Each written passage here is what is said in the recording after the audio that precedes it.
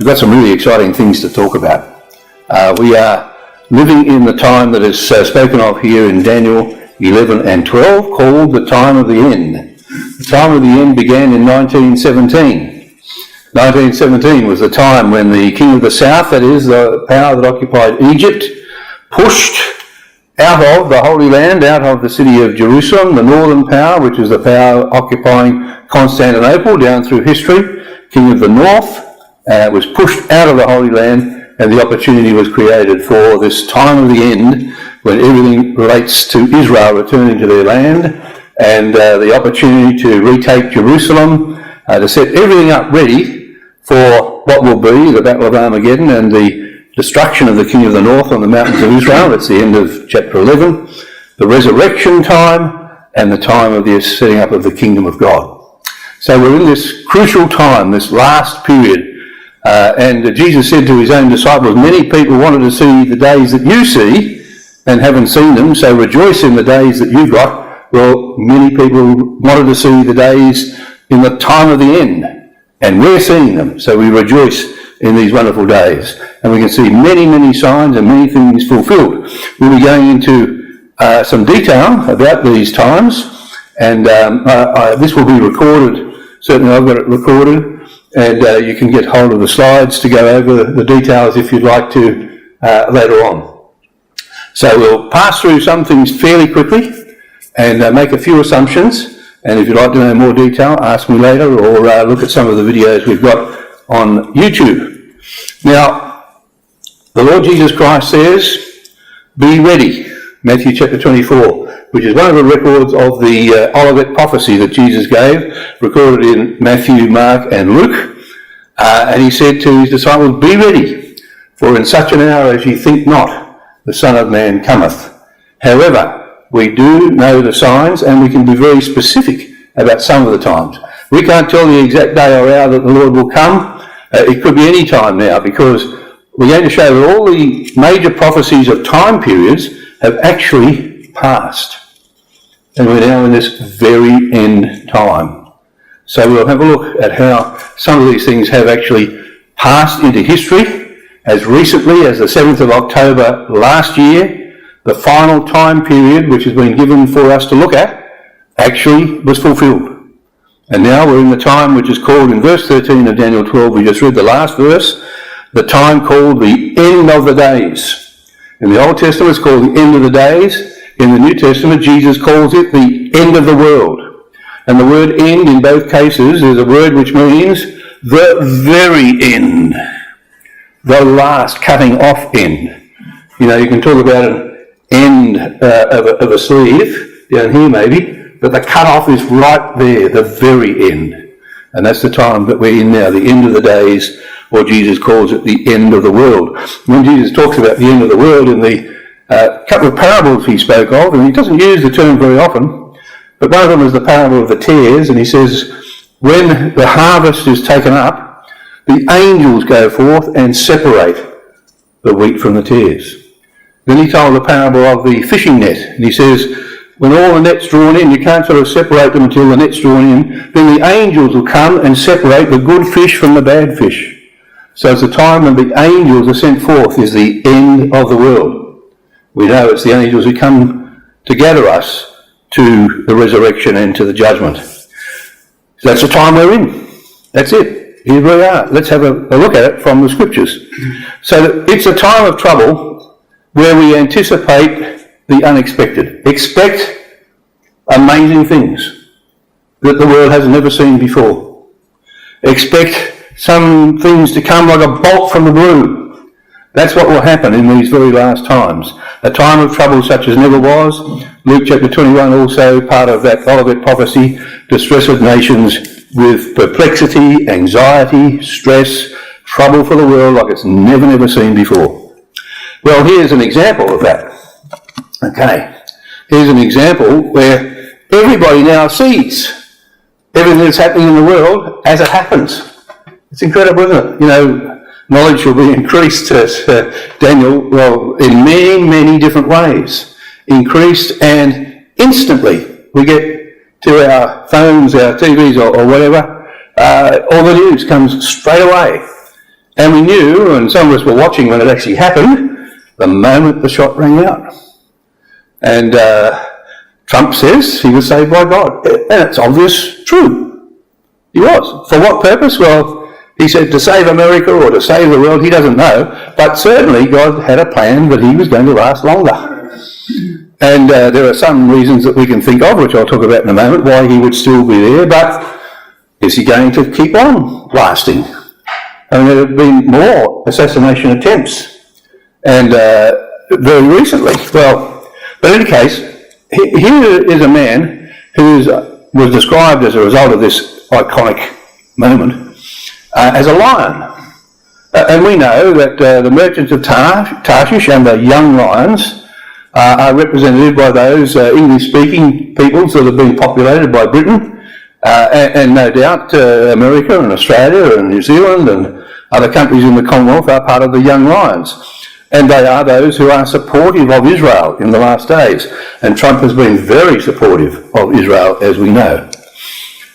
The point being made here in relation to assassinations, which we're going to talk a little bit about briefly, is that the Olivet prophecy, Jesus says, the signs of his coming are going to be including great signs in the heavens. Now, the political heavens, we know.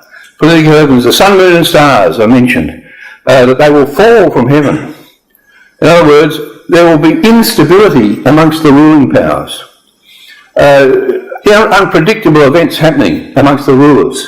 And Trump, of course, this particular situation, he was saved. But there are many other occasions where assassinations have actually taken place, or there have been attempted assassinations, or quick removals of people from power. That's all signs of the last days, instability. And this report that was written on the day of the assassination says that Donald Trump became the latest major political figure worldwide to face an assassination attempt in an incident that experts say may reflect a broader global pattern of increasing threats of violence against politicians. We seem to be seeing that assassinations are on the rise right now. Well, that's true, and certainly in terms of Trump, there was another case yesterday reported where a man has been charged over a plot from Iran to assassinate him, and the question is, will he survive the full term? We don't know that. What's God got in store for him? Well, certainly it appears that the early part of his presidency will be fine, and lots of things that he's got planned will come to pass, and many things that will benefit Israel will take place. But Iran, apparently, reading this article in detail, were prepared to put up hundreds of thousands of dollars to individuals who can actually assassinate President Trump or others in the potential ruling hierarchy in America. Iran is prepared to put up, they said, unlimited funds to achieve their goals to destabilise the United States. Okay, we're going to talk briefly about Russia. Trump might have some effect on what happens with Russia. Russia is on the road to ruin. And Armageddon is not far away, and Russia will lead the nations into Israel to precipitate that war. Verse 45 of chapter 11, he shall plant the tabernacles of his palace between the seas in the glorious holy mountain. This is the great power from the north, with other countries coming with them, as mentioned there in those verses we read. But he plants the tabernacle between the seas in the glorious holy mountain, which is Israel, which is Jerusalem. Yet he shall come to his end, and none shall help him. And then some details about times leading up to that are given to us in chapter 12. Well, that was Israel. Brother Thomas, way back, saw all these things very clearly. He couldn't see them event by event exactly, but he saw everything very clearly, and he certainly saw the big picture and gave it to us in a lot of detail, and that was Israel, and we certainly continue to follow his outline. We remember the invasion of Ukraine in 2022, and the fact that President Putin, the Vladimir of today, has as his hero Vladimir the Great, who commenced the great Rus, the Russian Empire, in Kiev, which is of course the capital of Ukraine now, way back in 1015, converted all of his people to Orthodox Christianity, and commenced the great Russian story And Putin wants to restore and get back to those original territories, and of course that will lead to a greater control over the rest of Europe as well. He wants to restore Russia to its greatness. He's apparently had some difficulties along the way, but really hasn't poured all his force or power into this battle at this point in time. Way back at the beginning, everybody knew that Ukraine certainly can't defeat Russia. What's going to happen there? Well, as we know, Brother Thomas said, all you Christadelphians out there, keep an eye on what's going to happen when Russia starts its grand move. Quoting from Israel. When Russia makes its grand move, and he's talking about a chess move, the grand masters of chess making the grand move that really seals the fate of the opponents in the game of chess, and everything ends up checkmate following the grand move that leads to victory. Well, when will Mr. Putin make his grand move? Have a look at where he's looking there in that photo. It's pretty obvious, isn't it, where he's looking? He's looking straight down over the map towards the Middle East. And the question is, when will he make that grand move? He's on the way. He's on the way. He's already got plans in place, there's no question about that, for Russia to become the dominant power in the world. Just recently, a few weeks ago, only a couple of weeks ago actually, in Russia, there was a conference of the BRICS countries, which are a group of countries associated with Russia, Brazil, Russia, India, China and South Africa. They met, and there are other countries in that group as well. And at that time, Mr. Putin gave a press conference saying, I think that the time has come for Russia to mediate between Iran and Israel. He said, after all, we've got good relationships with both countries. We've got ideas about how this peace can be brought about, and it's time for us to step in. Well, that's what he's going to do. He's a king of fierce countenance, says Daniel chapter 8. And at times, he looks on people with that fierce look. And he understands dark sentences, which really means he understands human nature. He understands how people will react when he makes a certain move in a certain direction, or says something in a particular way, or prods another power in a particular way. He knows what the response will be. He's a good reader of responses in human nature. And so he understands exactly what he should do to make certain moves to provoke certain responses. Let me say, he understands Donald Trump. He's had a lot of time to work him out. And he knows what will trigger a response from Mr. Trump. Mr. Trump is a very proud man, as everybody knows, a huge ego. And I think Mr. Putin knows if you stoke it the right way, you'll get the right response. And highly likely that he will stoke Mr. Trump in a particular direction. The Daniel chapter 8 says of that same power, the king of the north, that by peace he will destroy many. He will promote peace with an ulterior motive of, at the time when everybody starts to drop their guard and say everything's fine, of making the grand move. So he's been waiting in the wings while America has tried to work out something between Israel and Iran, totally unsuccessfully. There have been at least 12 trips by the Secretary of State, Mr. Blinken, going over to the Middle East to try and bring about some sort of peace arrangement. Every one of them has failed spectacularly, and Mr. Putin is ready to throw his hat in the ring to bring them to the table. And likely, Mr. Trump might well say, we don't know this for sure, but he might well say, yes, you probably are in a good position, why don't you give it a go? Because he likes to think he's pretty friendly with Mr. Putin. Well, Mr. Putin would gain a very prestigious situation as a result of that, wouldn't he? He'd look really good if he could bring about something. He wouldn't be a pariah as far as the West is concerned, he is at the moment, but he'd become the peacemaker. By peace he destroys many. The doyen of international diplomacy. And everybody would bow before him, really. And eventually all of Europe will swoon and come under his spell. Well, that's what's laid out when the King of the North is described, and Daniel chapter 8 gives us quite an interesting description. Now, in terms of the Middle East, the 7th of October last year, was the commencement of a great change in the world. The world will no longer be the same. The influence of what happened over there has spread worldwide, created instability, created anti-Semitism, created trouble in the streets of most capital cities of the world. And everything's changed. And people haven't really known, politicians, certainly in Australia, but in most countries of the world, haven't known how to handle it, haven't known how to deal with it. And Zechariah chapter 12 says, I make Jerusalem a burdensome stone for all people. Now you can see the Dome of the Rock there in the middle of the that Holy Mount area, called the Temple Mount, or the Arabs call it the Al-Aqsa area. The mosque is there on one side and the Dome of the Rock in the middle.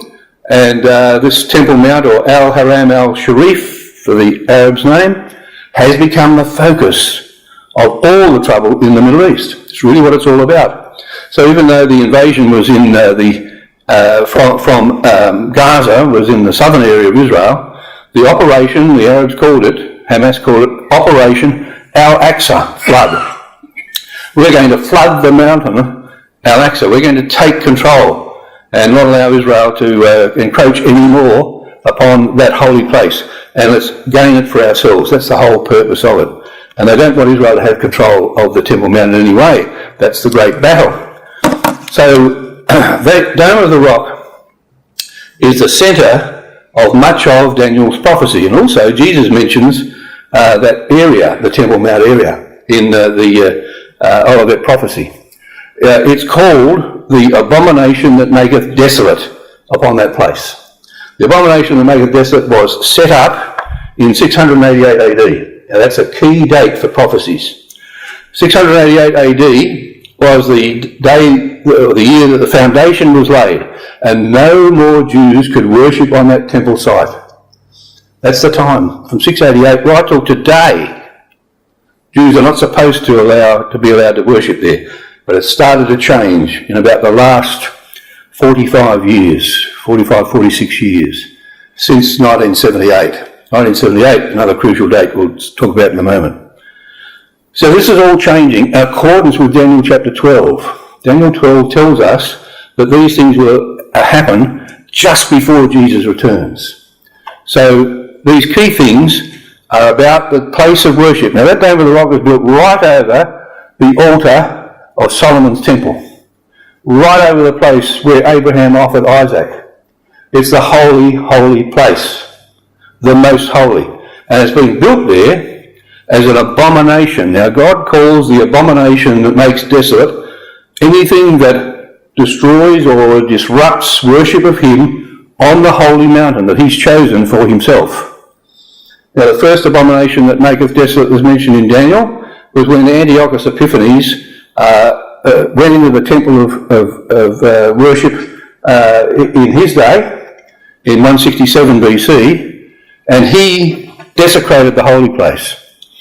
He put an altar to Zeus there, a statue of Zeus, and he offered a pig on the altar, right in the most holy place. And that is called in Daniel the abomination that maketh desolate, because it's an abomination that desolates the holy place. Okay, so that only lasted 3 years, and the Maccabees drove him out.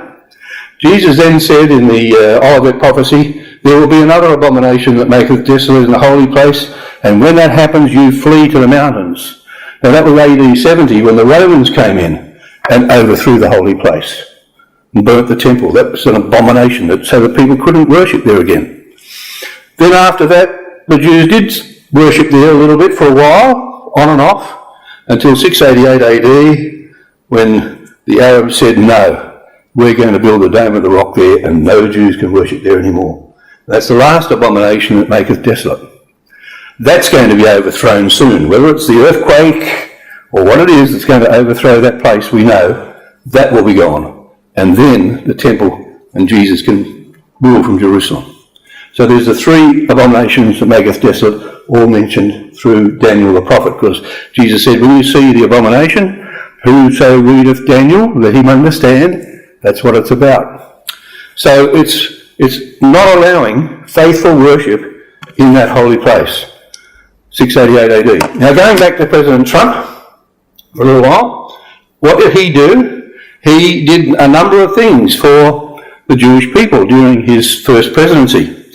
And in particular, and this is a photograph of him with Prime Minister Netanyahu down at Mar-a-Lago in Florida, Trump's headquarters, and Netanyahu came and met with Trump for the first time in quite a while, and they had a big reconciliation there, and they talked about plans on the assumption that President Trump would be re-elected.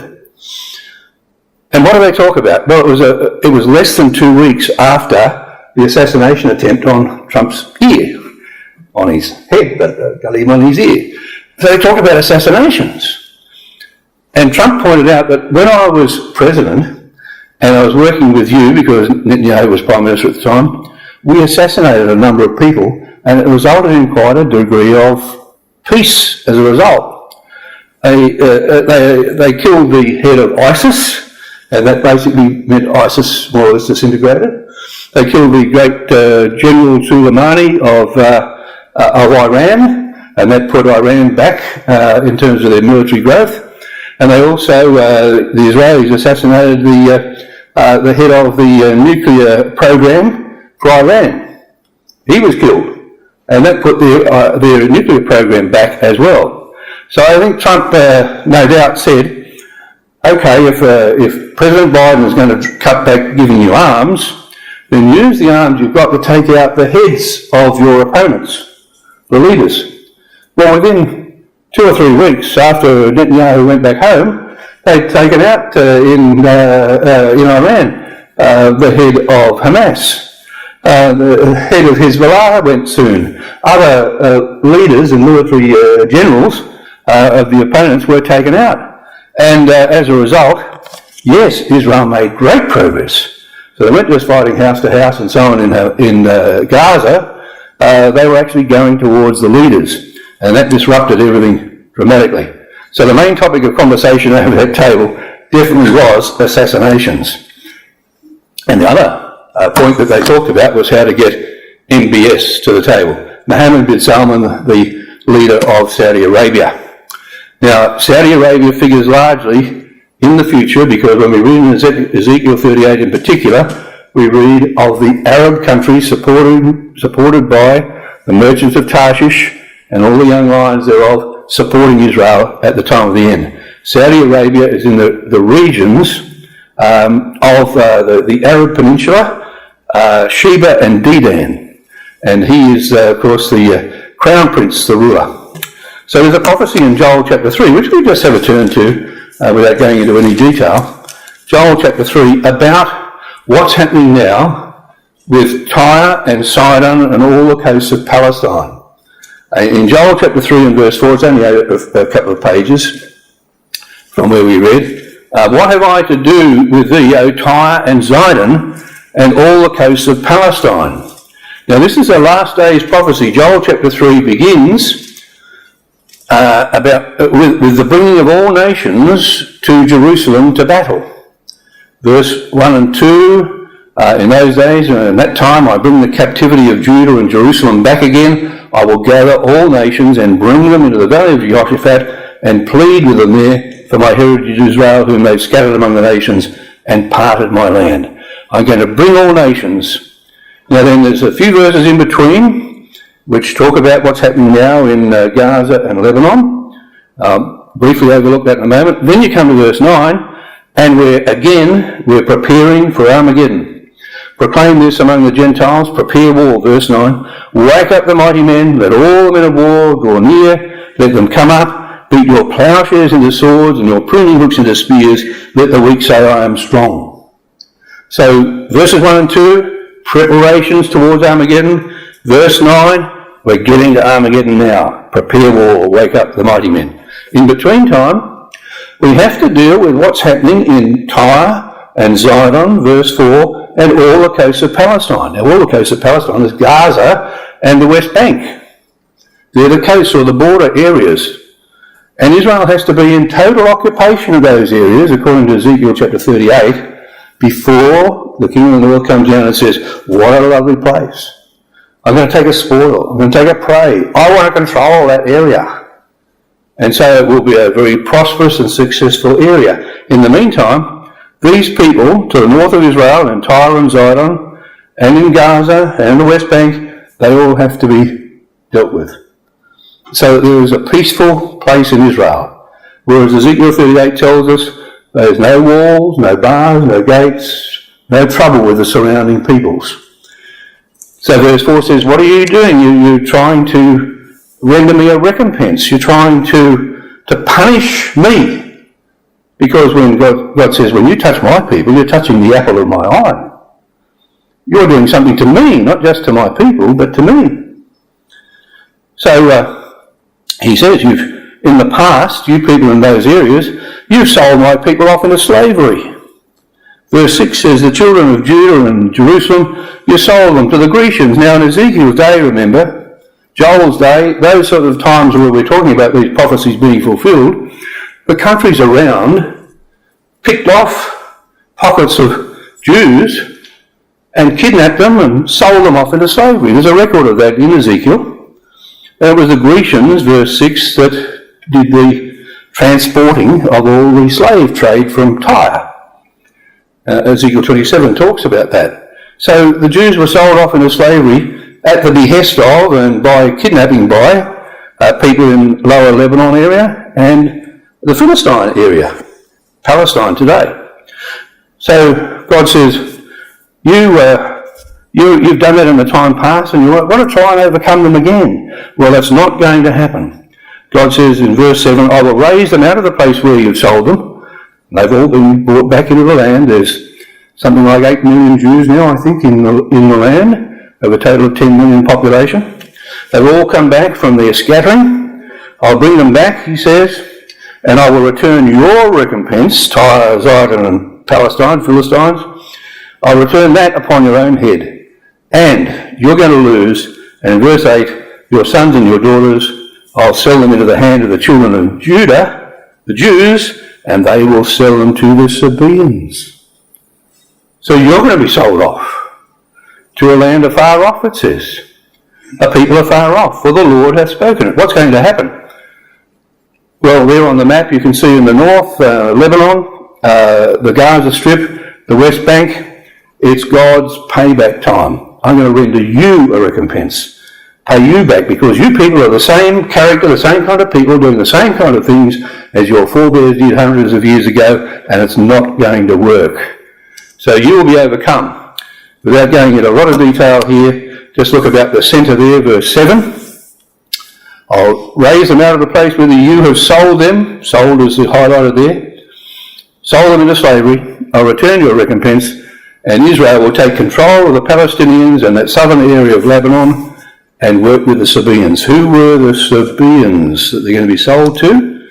Well, there they are, Saudi Arabia, all that area there. Sheba and Dedan. Now, the travelling companies of Dedanim are mentioned there in Isaiah 21. Historically, they're the nomadic Arab tribes. Okay, and the Sheba were the more settled Arab tribes, all in that Arabian Peninsula area, Saudi Arabia and the other Gulf states. They're called the Sabaeans. They were very wild people in time gone by. The Sabaeans fell upon the oxen and the asses of Job and slew all the servants. They were wild, wild people. But and they're still pretty wild people today, being descendants of Ishmael, the Arab peoples. But they're the people who are actually going to be supportive of Israel when the time comes. When the invader comes down from the north, and in the kingdom, the Arabs and the Jews will be brought together again. But at the moment, they're the Sabaeans, the wild people.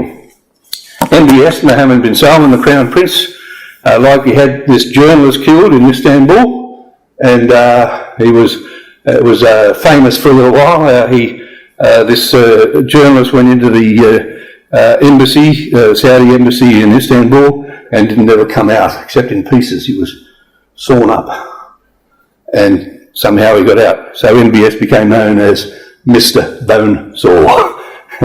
MBS for a while, he was well and truly on the outer, and he was shunned by many Western leaders as a result of that, but he's back. It doesn't take long for people to forget and to realise that if you really want to get things done in the world, you've got to be associated with the leaders who've got clout and who've got money. And Saudi Arabia certainly got a lot of that. So MBS is back. Israel then, when the war is over with Hamas and with Hezbollah in the north in Lebanon and with the Houthis, however that comes to a conclusion, the result will not be a two-state solution. It will be that these Arab peoples are given good opportunities in the Arab states. Good opportunities to have a better life. You know, they won't be rebuilding Gaza, they won't be rebuilding southern Lebanon. It'll be another place, and they'll be given a lot of prosperity there, because after all, the Saudis have got big plans for development of their country, and they need people to be part of that. And so that's the future for them. It won't be a bad slavery, it'll be a slavery. In other words, they won't have any option. They'll go there, but they will have a better life. Well, there's Mr. Netanyahu at the United Nations not very long ago, 6 weeks or so ago, saying, there's the curse. The nations coloured in black, mainly Syria, Iraq and Iran, who almost look like the northern powers that are going to come down into Israel, aren't they? And on contrast, he said, we've got big plans. If we can make peace with Saudi Arabia, the red line through there represents, I suppose, a route for trade, which goes from the Indian Ocean right up into the Mediterranean Sea. It'll be fast rail, transport, oil and gas supplies, electronic conduits running all the way through, bypassing the choke points, which are the Persian Gulf, the Red Sea, the Suez Canal, and through Saudi Arabia and through Israel and into the Mediterranean. Big plans. It just needs Saudi Arabia and the other Gulf states to come on side with the similarly to the Abraham Accords. And Saudi Arabia wants to do it, but they want to wait until after the terrorists have been dealt with. So soon after that visit to the United Nations, Israel again unleashed tremendous technology and amazing things that they could do in terms of their capacity to surprise people. The exploding pages, what an amazing thing that was. Well planned and well carried out. And eventually Hezbollah's leader, and they finally got Sinwar down in Gaza. So they've wiped out the leaders. And that's the political heavens that Jesus talked about. He said there'll be many signs amongst the leaders of the world. I don't think we've seen, from what we can see in the scripture, the end of the political disruptions and possibly more assassinations. Be ready for anything, brothers and sisters. Be ready for anything. Really, things will surprise in the next little while. Why are we still here? Brother Jim Cowie gave a talk on this not that long ago and offered different solutions, because saying we are in the very last times, there's no doubt about that. And we're looking for the resurrection when the trump of God raises the dead. Well, as I said, I think we're right in this final phase now, the very last time, and the very significant times that we're in, because they are the times which we'll see the angels come for us very soon. As we said, Jesus said that the end of the world, the angels come forth to take us. All the end of the world in the New Testament. The final phase is the resurrection, the time of reckoning or judgment, and of our reward. We trust in the grace and mercy of our God. The Lord returns, the resurrection, the gathering, and the time of reckoning. As we said, there are no more time periods given in Scripture, talking about specific time periods, as for example in Daniel, that are yet to come about before the Lord's return and the resurrection. None. You cannot find a time period. It's just not there. They've all actually happened. The time of the end has seen some of these time periods fulfilled within this last time. These are the important dates that come out of the book of Daniel to tell us that we're in the last time. The time of the end began in 1917, when the king of the south pushed the Turks out of Jerusalem. The Ottomans were pushed out. That's the end of 25-20 days. 25-20 days is 7 times in Daniel. Okay, and Nebuchadnezzar was told that you will be mad for 7 times. 7 times is 7 years, and a year in the Bible prophecy is 360 days, or 360 years. 7 times 360 is 2,520 years. That's the period of the kingdom of men, as far as Daniel is concerned. Daniel was given the understanding of Nebuchadnezzar's dream, which was there'll be the kingdoms of Babylon, Medo, Persia, Greece and Rome, and then the European dominions, and then will come the stone. That's the period of the kingdom of men. In Daniel chapter 4, Nebuchadnezzar is told this period where the Most High rules in the kingdoms of men and gives it to whomsoever he will, that's Daniel chapter 4, will last 7 times, 2,520 years. And that period commenced when Nebuchadnezzar started to rule, because that's the kingdom of men. He started to rule when Daniel said, as far as God was concerned, you are the head of gold. That was in 603 BC. You are the head of gold. 603, you can do the maths when you get home, or in your head now if you like, plus 2,520 comes to 1917. So that's one time period from Daniel fulfilled. We know the date, 1917. 1948, well, if we're back in Daniel chapter 12, we know that was the date of the commencement of the nation of Israel, and it's the end of a 1260-year period, which is called in Daniel chapter 8, verse 7, times and a half. That is 1 year, 360, times 2 years, that's 720, and then half a time, 180, gives you a total of 1260. We know 1260 appears a bit in the Bible. 1260. And what is at the end of? Well, in verse 7 we're told, the time of scattering of the power of the holy people is finished. So Israel can no longer be scattered from 1948. So 1948 is a cutting off period for Bible prophecy. 1260 days. Well, what's the 1260 days from? If it ends in 1948, we're not told specifically there when it starts. But in the next verse, or 2, actually we're told a little bit further down in verse 11. The next few verses we're told when it starts. It starts when the time the abomination that maketh desolate is set up. And as I explained before, the abomination that maketh desolate was set up in 688. Add from 688 to 1260 years, you come to 1948. The end of the scattering of the people of Israel. Then there's 2 more time periods given also from that time of the 688 abomination that makes desolate. There in verse 11 we're told there will be a period of 1,290 days. So we've had 1260 days ended in 1948, 1290 days ends in 1978, when access is given to the Temple Mount. But in the meantime, wasn't there something major that happened that changed everything? It was the 6-Day War, wasn't it? The 6-Day War. How did the 6-Day War change everything? Israel got control of the Temple Mount, Jerusalem, in the 6-Day War. And Jerusalem was no longer trodden down of the Gentiles. We know that one well, don't we? From Luke chapter 21. Israel no longer trodden down of the Gentiles. What's that talking about?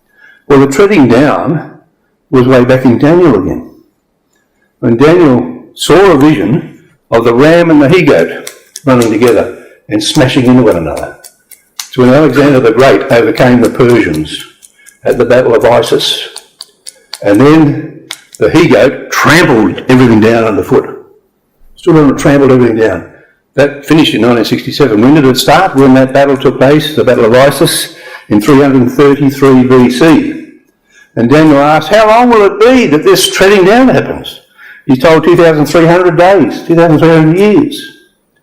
And from 333 BC, 2,300 years, come to 1967. So aren't we in these critical times? Aren't we in amazing times, prophetically? So, 1948, Israel's got the land back. 1978, which we'll just talk about in a moment, 1290 days, is a big move that starts something happening. But before they could start, 1967, they had to get the Temple Mount back. Now, it's under Israel's sovereignty, but they're still allowing the Arabs to control access to it. But in 1978, the Camp David Accords happened. Now, Camp David, most of us were here then, I think we were all here then. Camp David, President Jimmy Carter called across to Israel President Sadat from Egypt and Prime Minister Begin from Israel, and he got them in his retreat at Camp David in different cabins. And he said, "You're not leaving here until you make a peace agreement." It actually happened.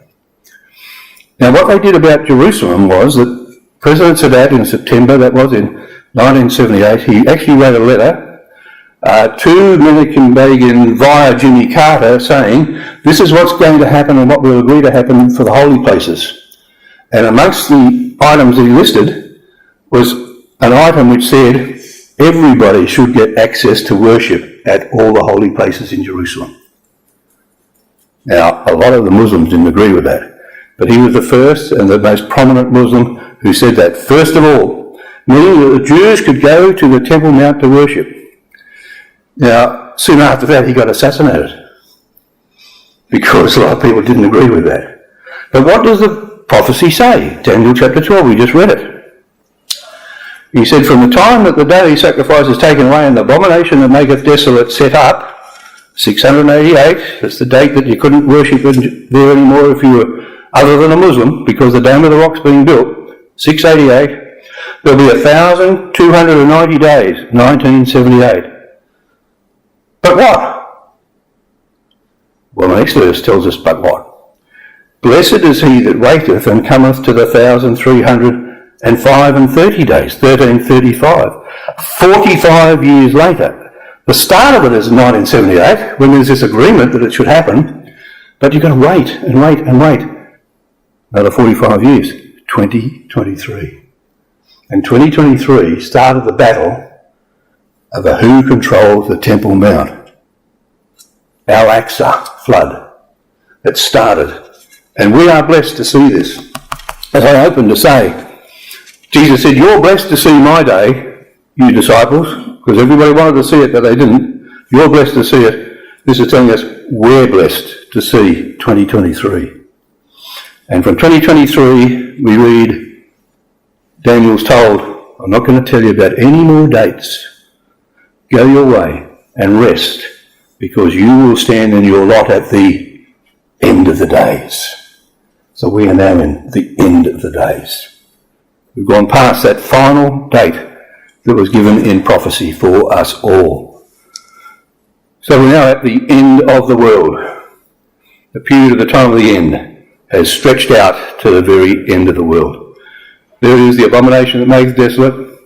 1260 years, this is Daniel 12 we just read. 1290 years, access for all peoples, but it hasn't actually worked itself out yet. But more and more Jews are going up to the Temple Mount now.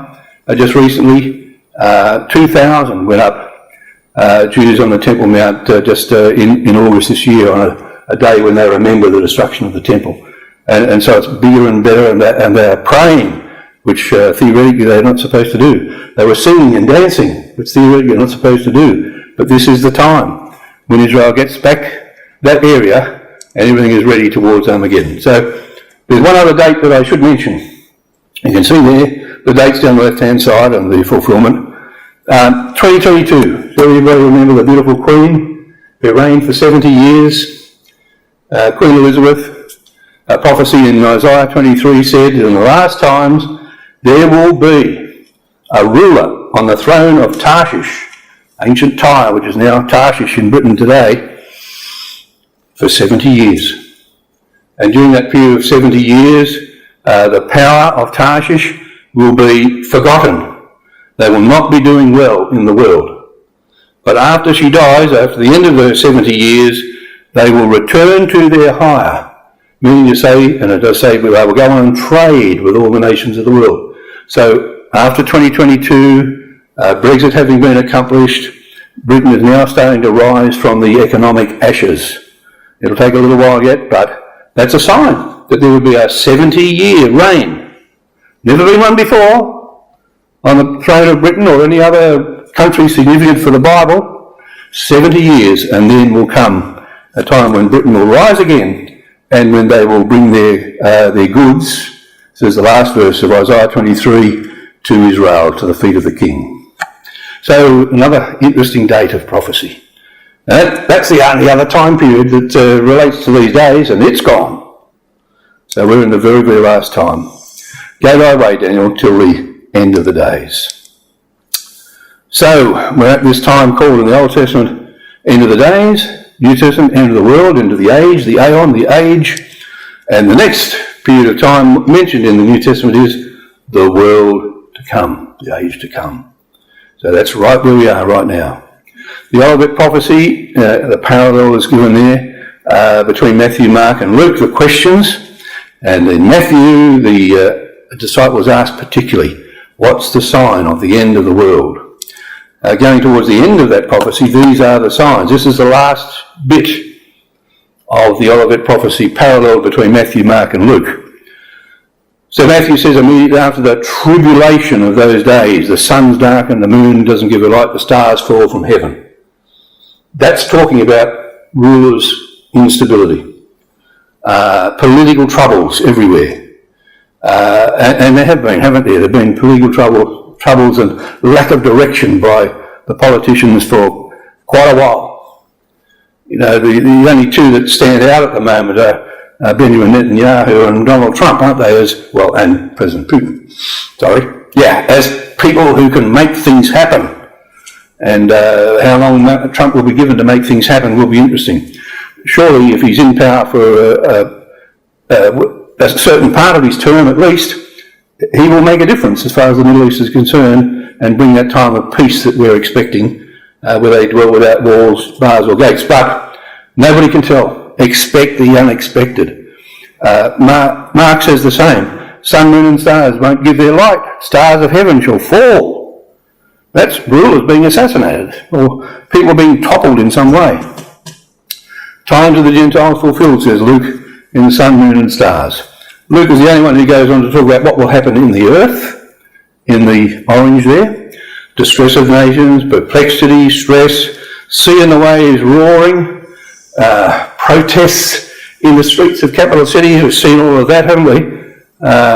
In a huge way since October the 7th last year, and men's hearts failing them for fear and looking after what's coming on the earth, because in all three, we're told, the powers of the heavens shall be shaken, and then shall appear the sign of the Son of Man in heaven. That's where we are. These are the times. So I think it's fair to ask, that tribulation has ended, it is more or less Israel taking charge now. Netanyahu has not stopped. He's moving ahead to establish Israel as the major power with little threat from anybody nearby. And so that's taking control. So the tribulation, as it were, for Israel, even after they got back into the land, is now about over. And they become, as Ezekiel 38 says, confident, dwelling confidently.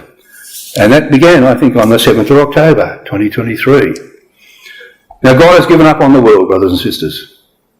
He's given them up to uncleanness, as in the days of Romans, and we talked about this a bit this morning, when the Apostle Paul wrote, this was the state of the world. Terrible immorality, from the top all the way down. Paul says to the Romans, he says, God's given them up to uncleanness, to the lust of their own hearts, to dishonour their own bodies in sodomite behaviour all around the Roman world and all around today's world. It's dreadful. God's given them up to vile affections. In other words, God stepped back and said, if that's what you want, reap the consequences. And that's what's happening in our world. The world and all its institutions are coming crashing down around their ears. God's more or less saying, give them the rope, let them destroy themselves. The sun and moon darken, the stars falling for heaven. But fortunately and blessings for us, we're promised the days will be shortened for us. So Daniel 11 says, Daniel 12, early verses, at that time thy people shall be delivered, everyone that shall be found written in the book. Many of them that sleep in the dust of the earth shall awake, some to everlasting life, some to shame and everlasting contempt, and they that be wise shall shine as the brightness of the firmament, and they that turn many to righteousness as the stars forever and ever. Let's be powerful examples, brothers and sisters, of those who are ready and waiting. The bridegroom is coming. 5 were wise, 5 were foolish. And Jesus says, he's just given the Olivet prophecy to his disciples, and he says, these are the sorts of parables that will have lessons for you. Be ready, have your lamps burning. Watch. You know neither the day nor the hour when the Son of Man cometh. That's true. But we are given all the signs. We've got them all. Our Lord is coming. Let's trim our lamps and be ready for him. Just a simple question. When you talk about Joel 3, you said in verse 5 and 6, that was in the past when they sold the children of Israel and the Greeks received them? Yes. What year was that? Well, around the time, mainly, not exclusively, but around the time of the captivity. You remember that Edom was told in Obadiah, stop boasting against the people, don't stop rejoicing and being happy because my people have been taken into captivity, So in other words, when the land was, I suppose, lost to the enemy. Now it did happen over a period of time. Not sure that I can put my finger on the exact verse right at the moment, I should be able to. That might even be that, but yeah. In Ezekiel 27. In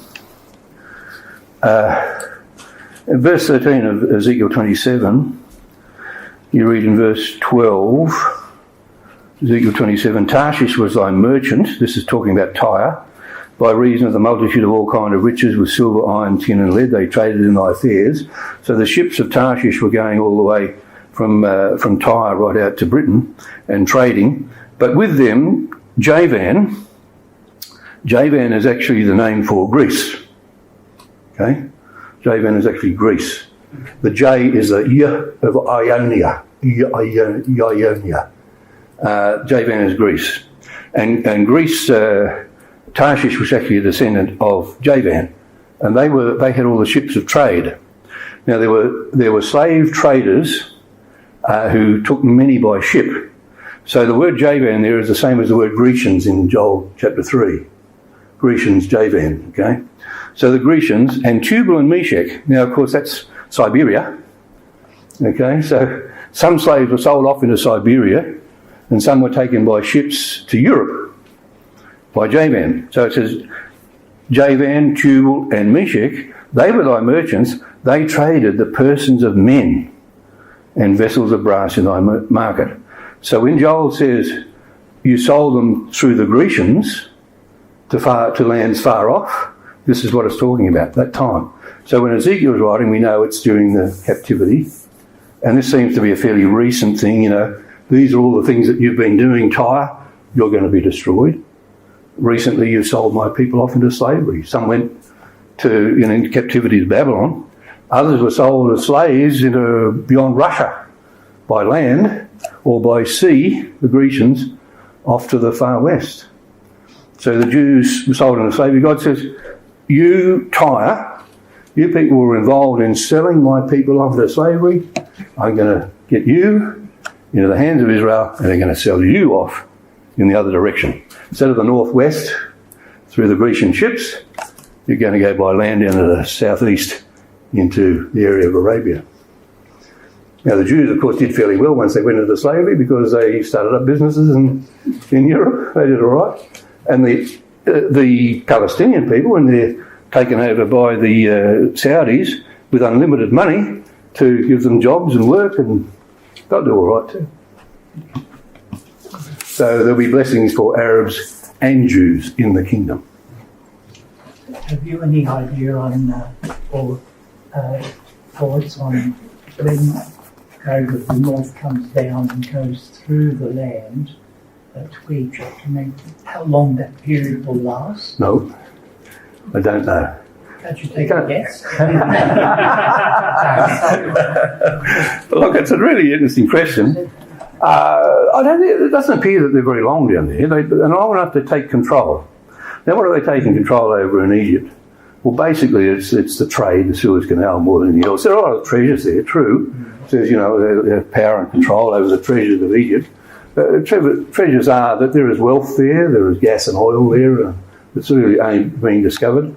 The trade, if that route doesn't go through Saudi Arabia in time, that Netanyahu showed, then the opening up of the Suez Canal again, when the Houthis are stopping bombing the ships going through there, again, it's a central trade area.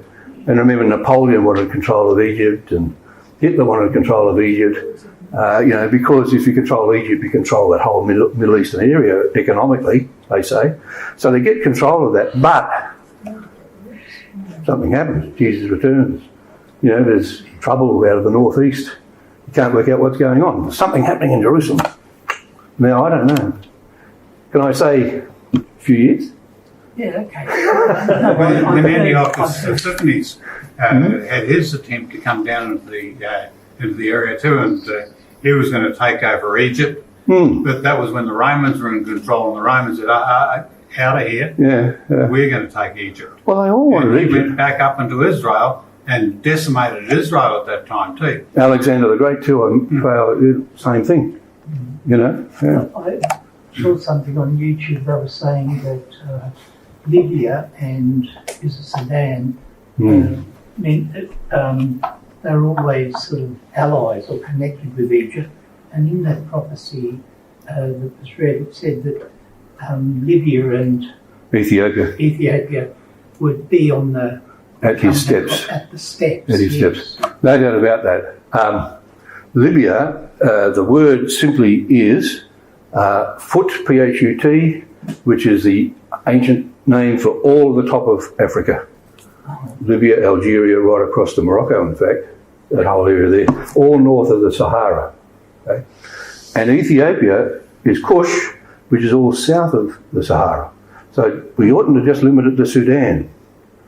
All those African countries. And who is courting the African countries more than anyone else right now? Russia. They've held two big conferences in Russia, where all the African leaders have been invited, and Putin said, any debt you had for the Soviet Union for your development in time past, forgiven. All we want you to do is to buy all your weapons from us. We're happy to give you as many Kalashnikovs as you like. Now, there's a reading in Chronicles we read just recently, I think it's Chronicles, not Kings, Chronicles, where the Ethiopians came against Israel with others. The Ethiopians supplied 1 million men back then. You imagine, you put out 10 million Kalashnikovs to those people in Africa, they're running like crazy up to be with Russia in the war. So they're going to be delighted to follow Russia, Ethiopia and Libya as well. Libya as a country is more or less controlled by Russia now. The Wagner Group had a big say in destabilising. They had a lot to do with it under the previous Prigozhin. He did a lot there. And France had a lot of interest in that northern sub-Sahara area, and they've really been driven out because they've been wanting money from the mines there to go to France. And Russia said, don't worry about that. Just keep it for yourselves. We'll give you some guns. Everything will be all right. So the French are more or less pushed out. Russia's in control.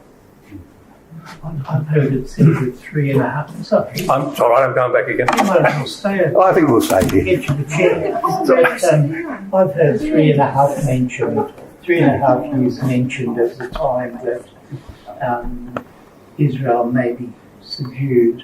When the gate of the north comes down. 3.5 years is a terrible long time, isn't it? Yes, that's unfortunately generally pushed by the Pentecostals with an idea that there'll be an Antichrist in control for 3.5 years. Wipe that from your memory.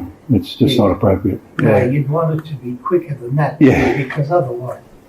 I think it'll be a very short space of time where there's peace and safety. They'll say peace and safety, the walls are broken down, everything's solved. The Palestinians are looked after by the Arabs, their brothers. We can progress here now.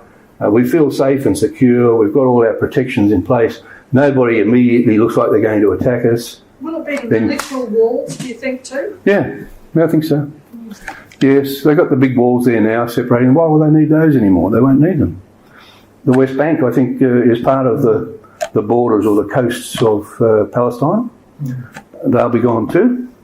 And they'll be looking and saying, wow, that looks pretty good over there in Saudi Arabia. They're building new cities, they're building new industry, they've got lots of money, and then they're telling us, come over. Well, more saying, come over, or, or we'll round you up and bring you over. That will be the future. Did you No, have... my question was, do you think it'll be the literal walls that will fall? Yeah, oh yes, absolutely.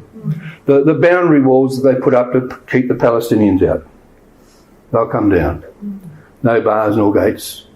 And I think... No, well, it's hardly anything there now, is it? No, well, there's nothing much there now, and no future unless somebody pours billions in. But who's going to do that? The Arabs won't want to do that. MBS, Mohammed bin Salman, said in the ear of Anthony Blinken, he said, I don't really care too much about the Palestinians, but a lot of my younger people do, so we've got to try and do something for them. He's not really interested in that. He's interested in progress for his own country. Now, if he can use those people to help progress his country by way of labour and keep everybody happy, that's what he'll do. He's got the money to do it. So Once a few tunnels, he'll be right. Yeah. Let's also consider that Palestinians are not a nation. They're just Arabs from around the area that came there because they could get better paying jobs in Israel. Mainly Jordanians, weren't they? Yeah. And I suppose from elsewhere as well. They weren't a nation at all, really. No. Well, the Arabs in Israel are very well treated, and the ones that, majority of them, they appreciate that.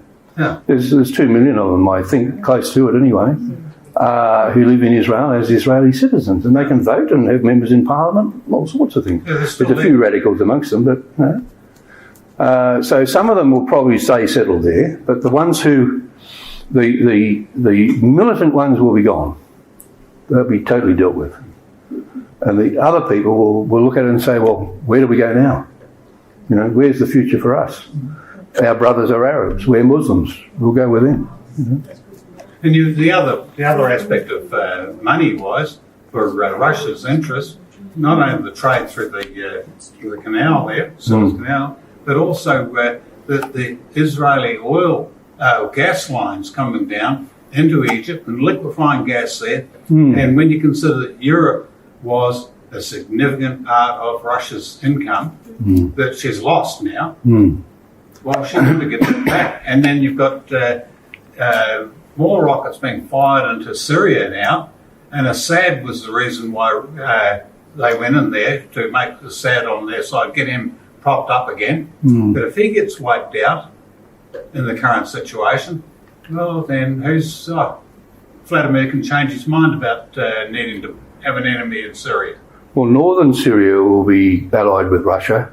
They are mainly Shiite Muslims allied with Persia, whereas further south you get more of the Sunni, the more moderate, Hamas is Sunni too, but more likely to make alliances with Israel.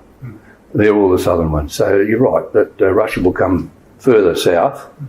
As far as Lebanon is concerned, north of Tyre and Sidon will probably remain the country of Lebanon, but up to that area there will become part of Israel, or certainly under Israel's control, shall I say, because the Resolution 1701 of the United Nations says that Hezbollah had to be north of the Litani River, but there's another river just further up, just past Tyre and Sidon, which is the Awali River, which also is a good geographical line, and Israel has said to people living south of that, move north from there. So that would fulfil the prophecy. Tyre and Sidon, all that area of south of the Awali River, under Israel's influence, no walls, bars or gates. Those people, and the people from Gaza, and the people from the West Bank who don't want to stay in the area, off to Arabia. But then after Armageddon, it's from the Euphrates down to the Nile, isn't it? Oh, totally, absolutely. And from Yes. the Jordan, Yes. east of the Jordan, across the Mediterranean. Right across. Yeah, that's right. So there's more land to be given to Yeah. Israel later on. Yeah, later on. Have you any thoughts on, Isaiah 17 talks about the destruction of Damascus, Mm. and it says Damascus will lose its glory just as Israel has lost its glory. Mm. Mm. That can, well, there's a bit of concern there, Israel losing its glory. It's like it seems to me like they've done something to Damascus, or they've done something to lose their glory, or they've lost their manpower. Well, look, the terrible situation is that in Armageddon, if it all applies to Armageddon, which it most likely seems as though it will, that as Russia comes down, Damascus goes, if not before Damascus goes. And whilst Russia in the first instance comes down the coastal area through Israel and doesn't do much to Israel on the way through, and Israel sort of steps back and says, you want to go to Egypt? Go by all means. When they come back, 2/3 of the Jews will be cut off. I see. That's what it's got to be talking about, isn't it? Terrible situation. And they will be on their absolute knee bones, when the Lord intervenes. Mm.